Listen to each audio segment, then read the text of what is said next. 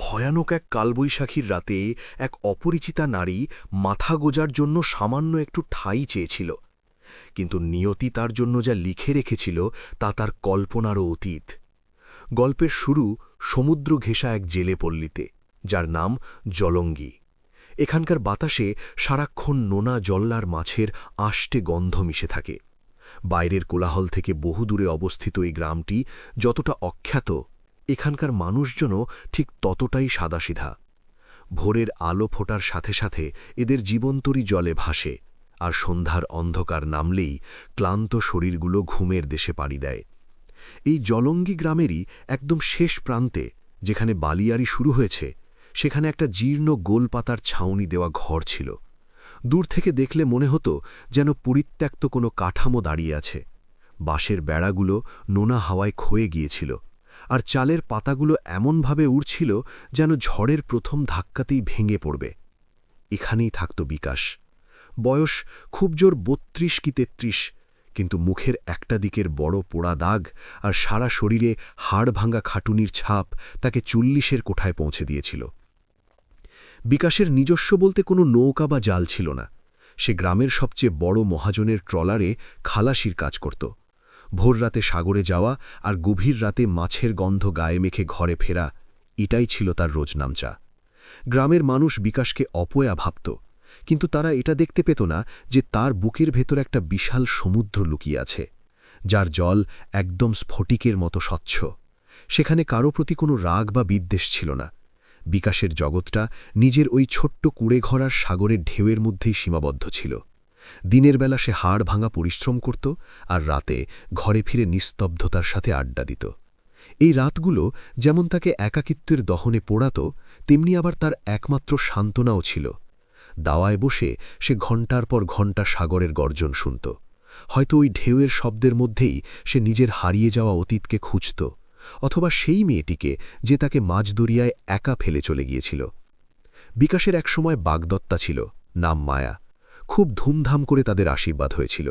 বিকাশ তাকে নিজের রানীর মতো রাখত, কিন্তু তার ভালোবাসা আর সততা মায়ার উচ্চাকাঙ্ক্ষা মেটানোর জন্য যথেষ্ট ছিল না। মায়া চাইত শহরের পাকা বাড়ি আর দামি গয়না, যা একজন সাধারণ জেলের পক্ষে দেওয়া অসম্ভব। যেদিন মাঝদরিয়ায় বিকাশের নিজের নৌকোটা আগুনে পুড়ে ছাই হয়ে গেল এবং তার মুখটা ঝলসে গেল, সেদিনই মায়া তার সামনে এসে নির্মমভাবে জানিয়েছিল, তোমার এই পোড়া মুখ আর ছেঁড়া জাল দিয়ে আমার স্বপ্ন পূরণ হবে না বিকাশ। কয়েকদিন পরই সে শহরের এক মাছ ব্যবসায়ীর হাত ধরে গ্রাম ছাড়ে। সেদিন বিকাশের শুধু স্বপ্নই ভাঙেনি, সে ভেতর থেকে পুরোপুরি নিঃস্ব হয়ে গিয়েছিল। তারপর থেকে ওই গোলপাতার ঘরটায় কেবল এক জমাট বাঁধা শূন্যতা বাস করত। গ্রামের মানুষ ভাবত বিকাশ বোধহয় কথাও বলতে ভুলে গেছে। সে কারো সাথে মিশত না, সবার থেকে নিজেকে গুটিয়ে রাখত, যেন তার ভয় ছিল কেউ তার চোখের দিকে তাকালেই তার ভেতরের হাহাকারটা দেখতে পাবে। সেদিন ছিল চৈত্র মাসের শেষ দিক। সকাল থেকেই গুমোট গরম। দুপুরের পর থেকেই আকাশের পশ্চিম কোণে ঘন কালো মেঘ জমতে শুরু করল, যেন রাক্ষসের মতো পুরো আকাশটাকে গিলে খাবে। সন্ধ্যার আগেই শুরু হল ভয়ঙ্কর কালবৈশাখী। বাতাসের এমন গর্জন যেন সমুদ্রের বুক চিরে কোনো দানব বেরিয়ে আসছে। এর সাথে শুরু হল শিলাবৃষ্টি। জলঙ্গির বালিয়াড়ি নিমেষেই কাদার সাগরে পরিণত হল। জেলেরা যে যার নৌকো বেঁধে ঘরের কোণে আশ্রয় নিল। প্রকৃতি যেন আজ তার রুদ্রমূর্তি ধারণ করেছিল। বিকাশ তার ঘরের ভাঙা দাওয়ায় বসে সমুদ্রের দিকে তাকিয়ে জলের ঝাপটা খাচ্ছিল। বাতাসে সোনা গন্ধের বদলে আজ তীব্র নোনা গন্ধ। এই দুর্যোগের রাত তাকে আবার সেই পুরনো স্মৃতিতে ফিরিয়ে নিয়ে যাচ্ছিল।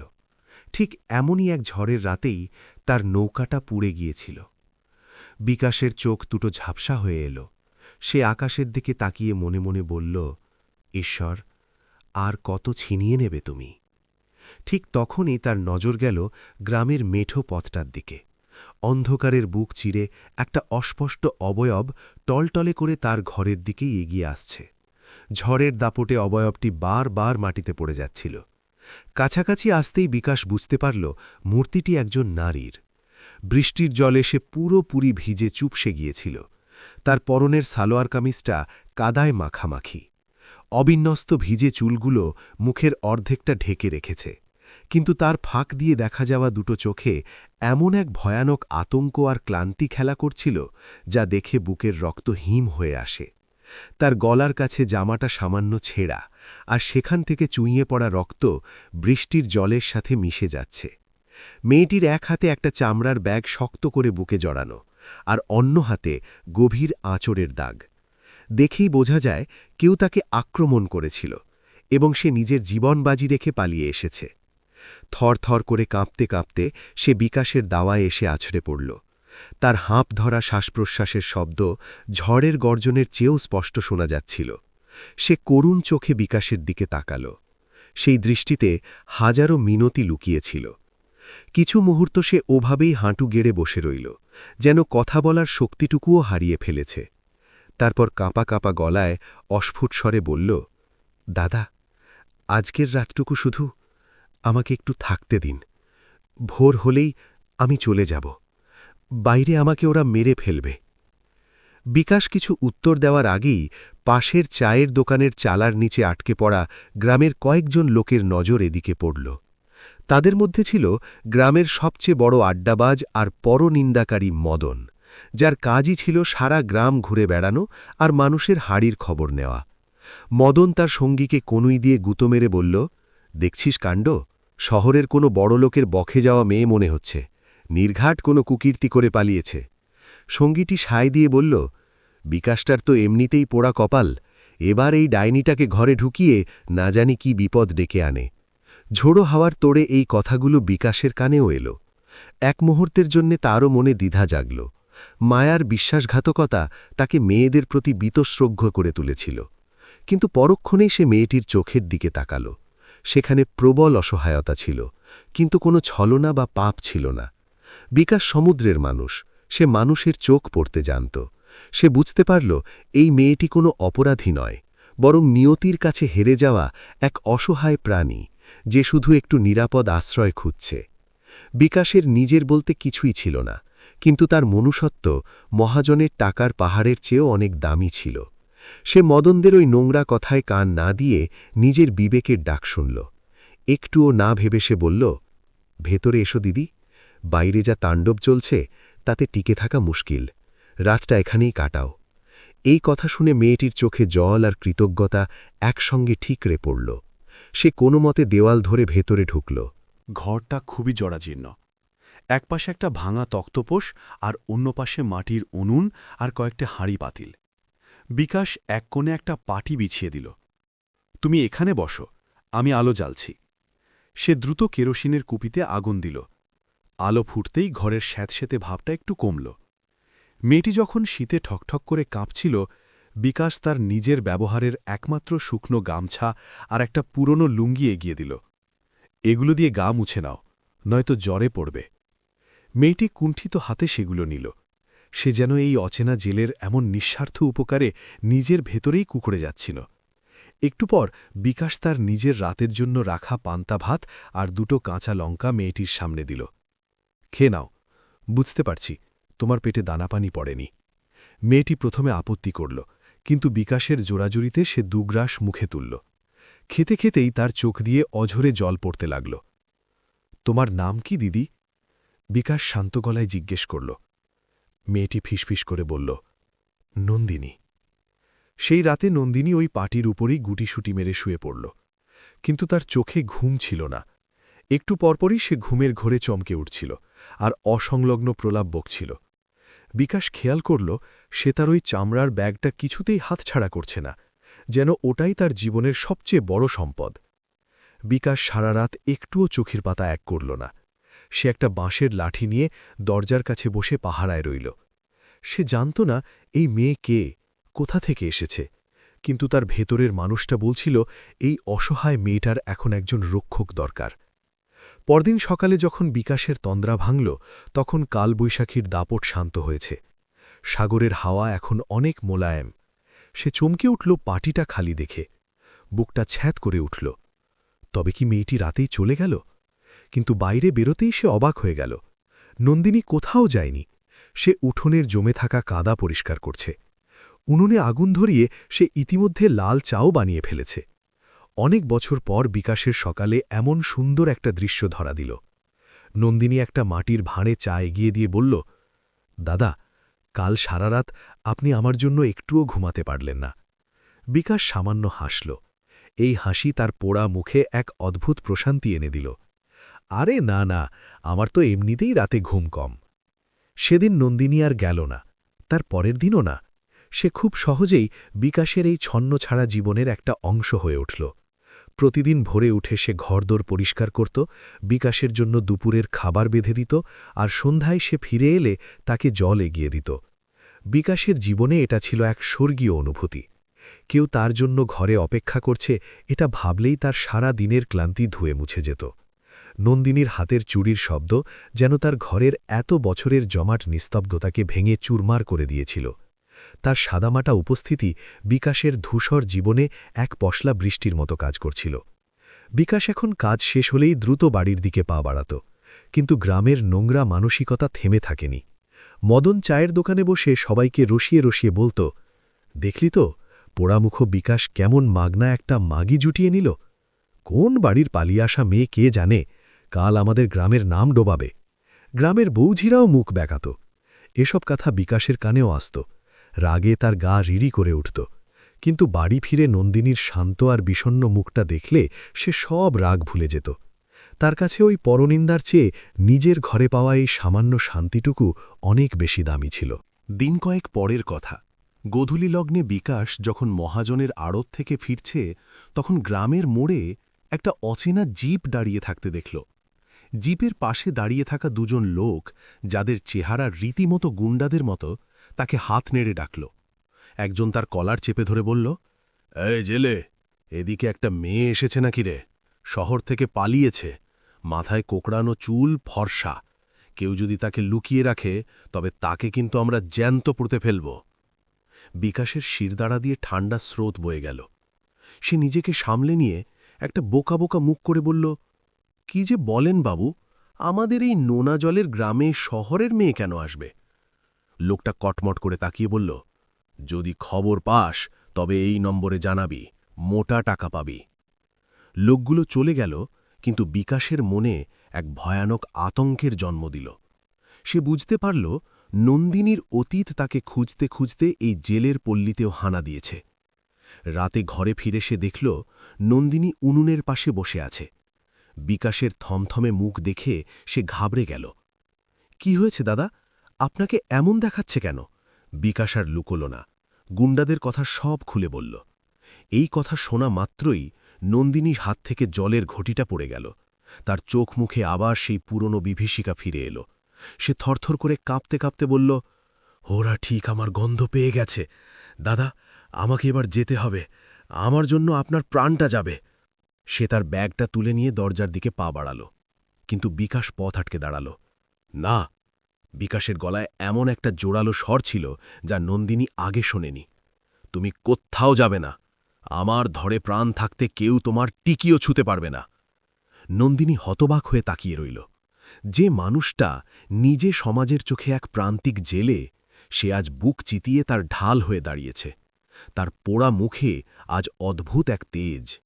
বিকাশ শান্ত গলায় বলল, কিন্তু তোমাকে এবার সব সত্যি বলতে হবে নন্দিনী। কারা এরা? কেন তোমার রক্তের তৃষ্ণার্ত হয়ে ঘুরছে? যদি এই ঝড়ের সাথে আমাদের লড়তেই হয়, তবে আমাকে পুরো সত্যিটা জানতে হবে। বিকাশের এই প্রশ্নে নন্দিনী কান্নায় ভেঙে পড়ল। সে মেঝের ওপর বসে পড়ে দু হাতে মুখ ঢাকল। বিকাশ তাকে বাধা দিল না। সে জানত জমানো কষ্টগুলো চোখের জল হয়ে বেরিয়ে যাওয়াই ভালো। কিছুক্ষণ পর সে তার সেই পুরনো চামড়ার ব্যাগটা খুলল। ভেতর থেকে বের করল কিছু স্ট্যাম্প পেপার আর দলিল। আমি সাধারণ কেউ নই দাদা, নন্দিনী ভাঙা গলায় বলল। আমি উত্তরবঙ্গের পাহাড়ি এলাকার সবচেয়ে বড় চা বাগান নীলগিরি এস্টেটের মালিকের একমাত্র মেয়ে। বিকাশের চোখ কপালে উঠল। নন্দিনী বলতে শুরু করল, আমার বাবা খুব ভালো মানুষ ছিলেন, কিন্তু আমার কাকা ভৈরব চৌধুরী ছিল একটা আস্ত শয়তান। বাবার সম্পত্তির ওপর তার লোভ ছিল দীর্ঘদিনের। গত মাসে সে চক্রান্ত করে বাবাকে পাহাড় থেকে ধাক্কা দিয়ে ফেলে খুন করে। নন্দিনীর চোখ দিয়ে আগুন ঝরতে লাগল। তারা এটাকে দুর্ঘটনা বলে চালিয়ে দিল। এরপর তার নজর পড়ে বাবার উইলের ওপর, যেখানে সব সম্পত্তি আমার নামে করা। সে আমাকে আটকে রেখে জোর করে দলিলে সই করাতে চায়। রাজি না হওয়ায় সে তার গুন্ডাদের লেলিয়ে দেয় আমাকে খুন করার জন্য। সেদিন রাতে আমি যদি এই আসল দলিলগুলো নিয়ে ছাদের পাইপ বেয়ে না পালাতাম, তবে ওরা আমাকে টুকরো টুকরো করে দিত। আমার হাতের এই দাগগুলো ওদের নখের আঁচড়। বিকাশ দলিলগুলোর দিকে তাকালো। সে হয়তো অক্ষর পড়তে পারত না, কিন্তু এই কাগজের পেছনের রক্তের গন্ধ ঠিকই পাচ্ছিল। এখন বুঝতে পারছেন তো দাদা, কাকার লোকলস্কর অনেক, ওর সাথে আপনি পারবেন না, আমাকে যেতে দিন। বিকাশ এক মুহূর্ত চুপ করে রইল। বাইরের সমুদ্রের গর্জন আবার শোনা যাচ্ছে। সে ধীর পায়ে এগিয়ে গিয়ে নন্দিনীর হাত দুটো নিজের হাতের মুঠোয় নিল। আমি তোমায় আগেই বলেছি দিদি, মানুষ মানুষের জন্যই। আজ যদি আমি ভয়ে পিছিয়ে যাই, তবে ওই সাগরের ঢেউ আমাকে ধিক্কার জানাবে। তুমি এখানেই থাকবে। এই বিকাশ জেলে হয়তো গরিব, কিন্তু বেইমান নয়। সেই রাতে আর কারও ঘুম হল না। বিকাশ একটা পুরনো জং ধরা দা বের করে শান দিতে বসল। কিন্তু বিপদের মেঘ অন্য দিক থেকে ঘনিয়ে আসছিল। সেই পরনিন্দাকারী মদন, যে গুন্ডাদের জিপটা দেখেছিল, সে টাকার লোভে রাতেই সাইকেল চালিয়ে শহরে গিয়ে ওই গুন্ডাদের খবর দিয়ে এসেছিল যে বিকাশ একটা মেয়েকে লুকিয়ে রেখেছে। পরের দিন সকালটা জলঙ্গি গ্রামের জন্য এক দুঃস্বপ্ন নিয়ে এলো। গ্রামের শান্ত পরিবেশ চিরে পুলিশের সাইরেন বাজতে বাজতে একটা ভ্যান সোজা বিকাশের ঘরের সামনে এসে ব্রেক কষল। গ্রামের লোক হুড়মুড় করে বেরিয়ে এলো। মদন পুলিশের ভ্যানের পেছনে দাঁড়িয়ে মিটমিট করে হাসছিল। ভ্যান থেকে নামল এলাকার কুখ্যাত দারোগা রুদ্রপ্রতাপ। তার চোখে মুখে ঘুষের টাকার দম্ভ, সাথে লাঠিধারী বিশাল পুলিশ বাহিনী। বের করে আন ওই ডাইনিটাকে! দারোগার হুঙ্কারে বাতাস কেঁপে উঠল। বিকাশ আর নন্দিনী ঘর থেকে বেরিয়ে এলো। পুলিশের পোশাক দেখে নন্দিনী ভয়ে বিকাশের পেছনে লুকিয়ে পড়ল। দারোগা রুদ্রপ্রতাপ এগিয়ে এসে বলল, এই যে মহারানী, চা বাগান থেকে কয়েক লাখ টাকার গয়না চুরি করে পালিয়েছিস, আর আমরা তোকে খুঁজব না? চল থানায়। গ্রামবাসীরা ফিসফিস শুরু করল। বাহ, এ তো দেখছি বড় ডাকাত। মদন ভিড়ের মধ্যে থেকে চেঁচিয়ে বলল, আমি তো আগেই বলেছিলাম হুজুর, এই মেয়ে সুবিধের নয়। দুজন কনস্টেবল এগিয়ে গিয়ে নন্দিনীর হাত ধরে হেঁচকা টান মারল। ছেড়ে দিন আমাকে, আমি কিছু চুরি করিনি, আমার কাকা আমাকে মেরে ফেলবে। নন্দিনী চিৎকার করে উঠল। বিকাশের মাথার ভেতর রক্ত টকবক করে ফুটতে শুরু করল। সে জীবনে কখনো পুলিশের সামনে মাথা তুলে দাঁড়ায়নি, কিন্তু আজ তার চোখের সামনে একটা মেয়েকে মিথ্যে অপবাদে বলির পাঁঠা বানানো হচ্ছে। সে আর নিজেকে আটকে রাখতে পারল না। এক লাফে এগিয়ে গিয়ে সে কনস্টেবলের হাতে এমন জোরে এক ধাক্কা মারল যে সে ছিটকে গিয়ে কাদায় পড়ল। নন্দিনী বিকাশের পেছনে এসে দাঁড়াল। দারোগা রুদ্রপ্রতাপ তার কোমর থেকে রিভলভার বের করে বিকাশের কপালে ঠেকাল। তোর এত বড় আস্পর্ধা, পুলিশের গায়ে হাত তুলিস? তোকে এখানেই কুকুরের মতো গুলি করে মারব। বিকাশ এক চুলও নড়ল না। তার চোখে ভয়ডরহীন এক তীব্র জেদ। মারুন গুলি, কিন্তু এই নির্দোষ মেয়েকে ছুতে হলে আমার লাশের ওপর দিয়ে যেতে হবে। আপনি ভৈরব চৌধুরীর কেনা গোলাম, সেটা আমি ভালো করেই জানি। এরপর বিকাশ ভিড়ের দিকে ঘুরে তাকাল। আজ তোমরা তামাশা দেখছ? ভাবছ এটা শুধু আমার আর নন্দিনীর ব্যাপার? মনে রেখো, আজ এই টাকার লোভী পুলিশ আমার ঘরে ঢুকেছে, কাল তোমাদের মা বোনদেরও তুলে নিয়ে যাবে টাকার বিনিময়ে, আর তোমরা এভাবেই নপুংসাকের মতো দাঁড়িয়ে থাকবে। বিকাশের এই জ্বলন্ত কথাগুলো গ্রামের মানুষের মৃত বিবেকে চাবুকের মতো আছড়ে পড়ল। হঠাৎ ভিড় ঠেলে এগিয়ে এলেন গ্রামের প্রবীণ মাস্টার মশাই। তিনি তার ছাতাটা মাটিতে ঠুকে বললেন, বিকাশ ঠিক বলেছে, এই মেয়ে আমাদের গ্রামের অতিথি, ওকে কেউ নিয়ে যেতে পারবে না। মাস্টার মশাইকে দেখে গ্রামের যুবকেরা আর জেলেরা তাদের বৈঠা আর বাঁশ নিয়ে সামনে এগিয়ে এলো। দেখতে দেখতে জলঙ্গি গ্রামের সমস্ত মানুষ বিকাশের পাশে একটা দুর্ভেদ্য মানব প্রাচীর তৈরি করে ফেলল। দারোগা রুদ্রপ্রতাপ প্রমাদ গুনল। সে বুঝতে পারল, এই ক্ষিপ্ত জেলেদের ওপর গুলি চালালে তারা তাকে জ্যান্ত টুকরো করে সাগরে ভাসিয়ে দেবে। সে পিস্তল নামিয়ে দাঁত কিড়মিড় করে বলল, নেতা সাজার খুব শখ না? আজ রাতেই বুঝবি এর ফল কি। ভৈরব চৌধুরীর গুন্ডারা এলে তোদের এই গ্রাম শ্মশান হয়ে যাবে। পুলিশ ভ্যান নিয়ে ফিরে গেল। দারোগা চলে যেতেই বিকাশ ধপ করে মাটিতে বসে পড়ল। নন্দিনী তাকে জড়িয়ে ধরে অঝরে কাঁদতে লাগল। কেন আমার জন্য নিজেদের মরতে দিচ্ছেন? বিকাশ উঠে দাঁড়িয়ে বলল, এটা এখন আর শুধু তোমার লড়াই নয় দিদি, এটা আমাদের জলঙ্গির সম্মানের লড়াই। কিন্তু সবাই জানত আসল বিপদ এখনও আসেনি। মাস্টারমশাই তড়িঘড়ি করে শহরের সৎ এসপিকে ফোন করার জন্য সাইকেল নিয়ে ছুটলেন। এদিকে গ্রামে সাজ সাজ রব। মেয়েদের আর শিশুদের মহাজনের পাকা গোডাউনে লুকিয়ে ফেলা হলো। পুরুষরা বল্লম রামদার জাল নিয়ে পজিশন নিল। রাত বাড়ার সাথে সাথে সাগরের গর্জনও বাড়তে লাগল। মাঝরাতে 4টে জিপের জোরালো আলোয় গ্রামের অন্ধকার চিরে গেল। ভৈরব চৌধুরী নিজে তার অস্ত্রে সজ্জিত গুন্ডা বাহিনী নিয়ে হাজির। গাড়ি থেকে নেমেই তারা ফাঁকা ফায়ার করল। কোথায় সেই জেলে, আর কোথায় আমার ভাইজি? ভৈরবের গলার আওয়াজে পৈশাচিক উল্লাস। বিকাশ তার রামদা নিয়ে সবার সামনে এসে দাঁড়াল। সাগর পাড়ের মানুষদের ভয় দেখাস না শয়তান, এক পা এগোলে তোদের রক্ত দিয়ে সাগরের জল লাল করে দেব। ভৈরব ইশারা করতেই তার গুন্ডারা হায়নার মতো ঝাঁপিয়ে পড়ল। শুরু হলো এক রক্তক্ষয়ী সংগ্রাম। জেলেরা গুন্ডাদের আধুনিক অস্ত্রের সামনে টিকতে পারছিল না, কিন্তু তারা মরিয়া হয়ে লড়ছিল। বিকাশ যেন এক উন্মত্ত বাঘের মতো লড়ছিল। হঠাৎ ভৈরবের এক বিশাল দেহী গুন্ডা লোহার রড নিয়ে নন্দিনীর দিকে তেড়ে গেল। নন্দিনী ভয়ে চোখ বুজে ফেলল। বিকাশ সেটা দেখতে পেয়ে এক লাফে গিয়ে গুন্ডাটাকে ধাক্কা মেরে ফেলে দিল। কিন্তু পাশ থেকে আরেকজন গুন্ডা একটা ভারী বাঁশ দিয়ে বিকাশের মাথার পেছনে সজোরে আঘাত করল। একটা বীভৎস শব্দ হল। বিকাশের মাথা ফেটে রক্তের ফোয়ারা ছুটল এবং সে অজ্ঞান হয়ে মাটিতে লুটিয়ে পড়ল। নন্দিনীর গগনবিদারী চিৎকার রাতের আকাশকে চিরে দিল। সে ছুটে গিয়ে বিকাশের রক্তাক্ত মাথাটা নিজের কোলে তুলে নিল। দাদা, চোখ খুলুন দাদা! কিন্তু বিকাশ নিথর। ভৈরব চৌধুরী হাসতে হাসতে এগিয়ে এলো। খুব দরদ উতলে উঠেছিল না? এবার দে দলিলগুলো। সে বন্দুকের বাঁট দিয়ে নন্দিনীকে মারতে উদ্যত হল। ঠিক সেই মুহূর্তে দূর থেকে পুলিশের কনভয়ের সাইরেন শোনা গেল। মাস্টারমশায়ের খবরে খোদ জেলা ম্যাজিস্ট্রেট আর এসপি বিশাল পুলিশ ফোর্স নিয়ে এসে হাজির হয়েছেন।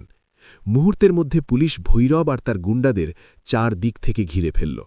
ভৈরব পালানোর চেষ্টা করলে এসপি নিজে তাকে কলার ধরে টেনে আনেন। চা বাগান দখল, নিজের দাদাকে খুন, আর এখন এই গ্রামে হামলা। তোর বাকি জীবনটা এখন জেলের সেলেই পচবে। সাথে সাথে ওই দুর্নীতিগ্রস্ত দারোগার রুদ্রপ্রতাপকেও হাতকড়া পরানো হল। কিন্তু নন্দিনীর সেদিকে কোনো ভ্রুক্ষেপ ছিল না। সে তখন রক্তে ভাসতে থাকা বিকাশকে আঁকড়ে ধরে হাউ হাউ করে কাঁদছে। এসপি তৎক্ষণাৎ তার নিজের গাড়িতে বিকাশকে তুলে জেলা হাসপাতালের দিকে রওনা হলেন। নন্দিনীও সেই গাড়িতে উঠল। পরবর্তী 3টে দিন ছিল এক দুঃসহ যন্ত্রণার। বিকাশ আইসিইউতে মৃত্যুর সাথে পাঞ্জা লড়ছিল। ডাক্তাররা বলে দিয়েছিলেন আশা খুব ক্ষীণ। নন্দিনী হাসপাতালের মেঝেতেই পড়ে থাকত। সে এক ফোঁটা জলও মুখে তোলেনি। তা শুধু মনে পড়ছিল কিভাবে এই পোড়া মুখ নিঃস্ব মানুষটা তাকে নিজের ঘরে আশ্রয় দিয়েছিল, নিজের খাবারটুকু দিয়েছিল, আর শেষমেশ নিজের জীবনটা বাজি রেখেছিল। এটা কোনো সাধারণ দয়া ছিল না, এটা ছিল এক ঐশ্বরিক বন্ধন। চতুর্থ দিন সকালে ডাক্তার এসে হাসি মুখে জানালেন, রোগীর জ্ঞান ফিরেছে, বিপদ কেটে গেছে। নন্দিনী সেখানেই বসে পড়ে দুহাত জোড় করে ভগবানকে ধন্যবাদ জানাল। কেবিনে ঢুকে সে দেখল বিকাশের মাথায় ভারী ব্যান্ডেজ। সে নন্দিনীকে দেখে অস্পষ্ট স্বরে বলল, তুমি ঠিক আছো তো দিদি? মৃত্যুর মুখ থেকে ফিরেও তার ওই একই চিন্তা। নন্দিনী বিকাশের হাত দুটো নিজের গালে চেপে ধরে কেঁদে ফেলল। আমি ঠিক আছি দাদা, শয়তান কাকা ধরা পড়েছে। বিকাশের ঠোঁটের কোণে এক চিলতে তৃপ্তির হাসি ফুটে উঠল। কয়েক মাসের মধ্যেই সব হিসাব বদলে গেল। ভৈরব চৌধুরীর যাবজ্জীবন কারাদণ্ড হল। নন্দিনী আইনিভাবে নীলগিরি এস্টেটের মালিকানা বুঝে পেল। এখন সে কোটি কোটি টাকার মালকিন। শহরের সবাই ভেবেছিল এবার সে ওই নোংরা জেলে পল্লী আর জেলে বিকাশকে ভুলে বিলাসবহুল জীবন কাটাবে। কিন্তু যে মানুষ খাঁটি সোনার কদর বুঝেছে, তার কাছে কাগজি টাকার কী দাম? নন্দিনী শহরের বেশ কিছু জমি বিক্রি করে সেই টাকা নিয়ে সোজা জলঙ্গি গ্রামে ফিরে এল। সেখানে সে একটা বিশাল হাসপাতাল ও মৎস্যজীবী স্কুল তৈরি করল। উদ্বোধনের দিন জেলার সব বড় কর্তারা উপস্থিত। বিকাশ, যে এখন পুরোপুরি সুস্থ, সে ভিড়ের একদম পেছনে তার সেই পুরনো লুঙ্গি আর শার্ট পরে দাঁড়িয়েছিল। নন্দিনী মঞ্চে উঠে মাইক হাতে নিল। তার চোখ খুঁজছিল বিকাশকে। আপনারা ভাবছেন আমি এই হাসপাতাল আমার বাবার টাকায় বানিয়েছি, কিন্তু সত্যিটা হলো আমার আসল ঈশ্বর দাঁড়িয়ে আছেন ওই পেছনে, যিনি আমাকে তখন আশ্রয় দিয়েছিলেন যখন আমার আপন রক্তের সম্পর্ক আমাকে খুন করতে চেয়েছিল, যিনি আমাকে শিখিয়েছেন মানুষের আসল পরিচয় তার ব্যাংক ব্যালেন্সে নয়, তার হৃদয়ের বিশালতায়। নন্দিনী মঞ্চ থেকে নেমে সোজা বিকাশের কাছে গিয়ে তার হাত ধরে তাকে সামনে নিয়ে এলো। ফিতে কাটার কাঁচিটা সে বিকাশের হাতে দিল। ফিতে কাটতেই পাথরের ফলকে জল জল করে উঠল নাম, বিকাশ সেবা নিকেতন। পুরো গ্রাম হাততালিতে ফেটে পড়ল। অনুষ্ঠান শেষে রাত নেমেছে। বিকাশ তার সেই পুরনো গোলপাতার ঘরের দাওয়ায় একা বসে আছে। তার মনে একটা চাপা কষ্ট। নন্দিনী তো এখন বড় লোক, সে তো কালই শহরে ফিরে যাবে। হঠাৎ পায়ের শব্দ। নন্দিনী এসে দাঁড়াল। পরনে দামি শাড়ি নয়, সেই সাধারণ একটা সুতির শাড়ি। বিকাশ উঠে দাঁড়িয়ে বলল, তুমি এখানে ওই ডাকবাংলোয় যাওনি? নন্দিনী ধপ করে বিকাশের দাওয়ায় বসে পড়ল। ডাকবাংলো দিয়ে কি করব? আমার আসল ঘর তো এই জরাজীর্ণ কুড়ে ঘরটাই। বিকাশ অবাক হয়ে তাকাল। নন্দিনী তার চোখের দিকে তাকিয়ে বলল, লোকে বলে আপনি আমাকে আশ্রয় দিয়েছেন, কিন্তু সত্যিটা হলো আমি এই পৃথিবীর সবচেয়ে নিরাপদ আশ্রয় পেয়েছি আপনার ওই পুড়া দাগের আড়ালে লুকিয়ে থাকা সুন্দর মনটাতে। আমার ওই চা বাগান, টাকা পয়সা সব মূল্যহীন যদি আপনি আমার পাশে না থাকেন। বিকাশের গলা কাঁপতে লাগল। আমি তো একটা গরিব খালাসি নন্দিনী, তুমি এত বড় মালকিন। নন্দিনী তার হাত দুটো শক্ত করে ধরে বলল, আমার জীবনে যারা বড়লোক ছিল তারা আমার রক্ত চেয়েছিল, আর যে ভিখারি ছিল সে আমার জন্য নিজের রক্ত দিয়েছে। আমার টাকার পাহাড় চাই না, আমার ওই সমুদ্রের মতো মনটা চাই। আপনি কি এই অনাথ মেয়েটাকে চিরকালের জন্য আশ্রয় দেবেন? বিকাশের দুচোখ বেয়ে অঝোর ধারায় জল নামতে লাগল। তার এত বছরের একাকিত্ব, মায়ার দেওয়া অপমান সব আজ এই জলের তোড়ে ভেসে গেল। সে ধীরে ধীরে নন্দিনীর হাত দুটো নিজের বুকে চেপে ধরল। পরের মাসে ওই বিকাশ সেবা নিকেতনের মাঠেই গ্রামের মানুষের উদ্যোগে তাদের বিয়ে হল। সেদিন রাতে সাগরের গর্জন আর ভয়ের ছিল না, তা যেন এক নতুন জীবনের মঙ্গল শঙ্খ বাজাচ্ছিল। নিয়তি বিকাশকে পুড়িয়ে ছাই করে দিয়েছিল ঠিকই, কিন্তু সেই ছাই থেকেই এক খাঁটি ভালোবাসার জন্ম দিল, যা কোনোদিন ফুরোবার নয়।